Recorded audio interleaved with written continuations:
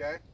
So in closing, I want to remind y'all how important knee flex is and maintaining the same height from the ground the whole time. We saw some of y'all raise up a little bit, and that changed where the club entered the sand, right? Yeah. Second most important part, I think, is what part of the club should enter the sand, right? We saw a huge difference when that shaft leaned too far forward and the leading edge dug in. A lot of the times the ball wouldn't get out of the bunker, right? We all know that shot. So it's important to remember that club needs to be straight up and down at address and return to straight up and down so that we can allow that bounce to activate through the sand. All right. Close on chipping real quick before we start sand.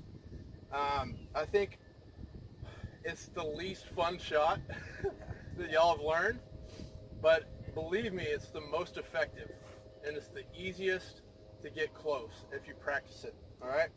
So with most of us, we were a little bit too far from the ball when we were trying to chip. So I got y'all standing a little bit closer and a little bit taller, right? Then I wanted y'all to basically approach it like a putt, right? There's no wrist hinge. It's just a straight back and straight through, just brushing the grass to make sure we get. In closing, I want to talk a little bit about what we covered today, okay?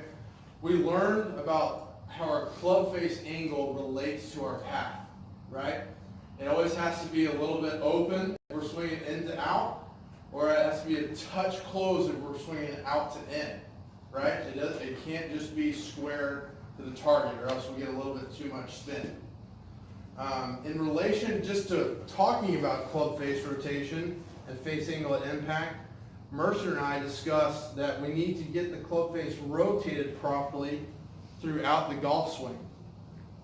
If we don't, if say it's shut, when it's waist high, we're going to have to do some manipulation when we get down to the ball to try to hit it straight. All right, I think we've all been through that. Other than that, do y'all have any questions for me? Y'all feel like y'all know a little bit more about